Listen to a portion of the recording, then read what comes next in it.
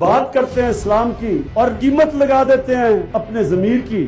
یہ وہ دن چلے گئے جب آپ اسلام کو استعمال کرتے تھے اقتدار لینے کے لیے. یہ ایک نیا پاکستان بن چکا ہے, اس لیے سب بے روزگار اکٹھے ہو گئے ہیں. جتنی مرضی دیر آپ نے بیٹھنا ہے بے شک بیٹھے. ہم انشاءاللہ جب آپ کا کھانا کھونا ختم ہو جائے گا تھوڑا کھانا بھی بھجوا دیں گے آپ کے لیے. لیکن میں ایک چیز کہنا چاہتا ہوں کہ آپ کو NRO نہیں ملے گا.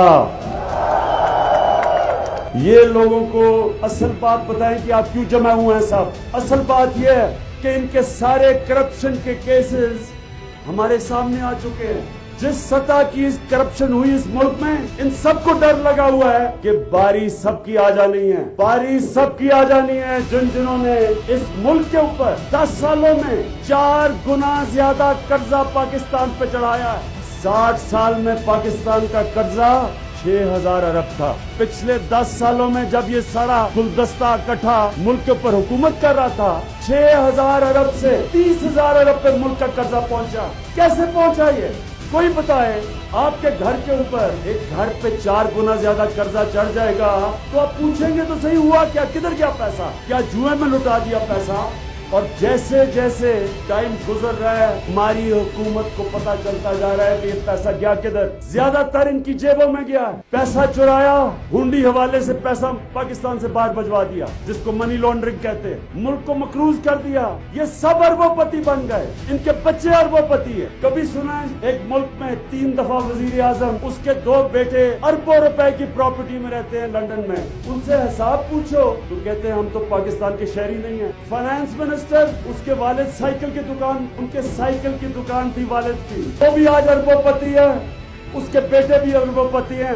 تینوں ملک سے باہر بھاگے ہوئے ہیں. شہباز شریف کا بیٹا دماد وہ ملک سے باہر بھاگے ہوئے ہیں. اگر آپ نے چوری نہیں کی تو باہر کیوں بھاگ گئے ہیں. حساب تو میں نے 10 مہینے سپریم کورٹ میں جو میرا باہر میں نے فلیٹ لیا تھا اس کا 10 مہینے سپریم کورٹ میں حساب دیا. 40 سال پرانے کانٹریکٹ دیے, جو فلیٹ اس کی ثبوت دیے, مارگیج دیے, کدھر سے پیسہ آیا, کب آیا, بیچا, اور پاکستان میں پیسہ لے کے آ رہا ہوں, اس کی منی ٹریل دی. انہوں نے آج تک ایک کاغذ نہیں دکھایا جو اوتھینٹک ہو, جو فراڈولنٹ نہ ہو, اس میں جعل سازی نہ ہو. تو اگر ان سے حساب پوچھو تو یہ سارے اکٹھے ہو کے جمہوریت خطرے میں ہے, مہنگائی ہے.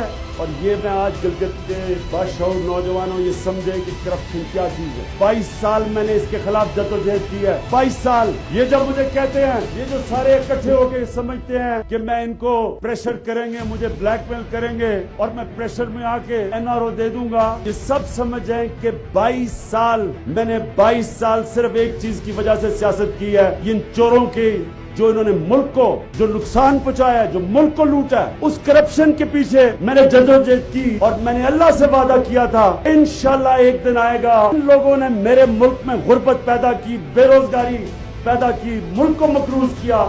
انشاءاللہ ایک دن میں ان کو جیلوں میں ڈلواؤں گا.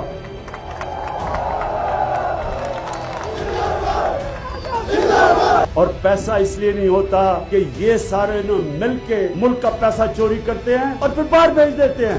باہر کیوں بھیجتے ہیں؟ کیونکہ اگر پاکستان میں پیسہ رکھیں گے تو نظر آ جائے گا, اس لیے ان کو باہر بھیجنا پڑتا ہے. دگنا نقصان پہنچاتے ہیں. جب پیسہ باہر جاتا ہے ڈالر کی کمی ہو جاتی ہے, کیونکہ ڈالر لے کے پیسہ باہر بھیجتے ہیں. ڈالر کی کمی ہوتی ہے تو روپیہ گر جاتا ہے, روپے کی قیمت نیچے چلی جاتی ہے. جب روپیہ گرتا ہے تو جو ساری چیزیں آپ باہر سے خریدتے ہیں سب مہنگی ہو جاتی ہے. تو یاد رکھیں میرے پاکستانیوں, یہ جو گلدستہ جمع ہوا ہے, یہ جو سارے بے روزگار جمع ہو گئے ہیں, جو سیاسی یتیم جمع ہو گئے ہیں, کہ ان کا مقصد صرف ایک ہے. ان کو پتا ہے کہ عمران خان دنیا ادھر ادھر ہو جائے, عمران خان نے تمہیں نہیں چھوڑنا, تمہیں جیلوں میں پہنچانا ہے اس نے.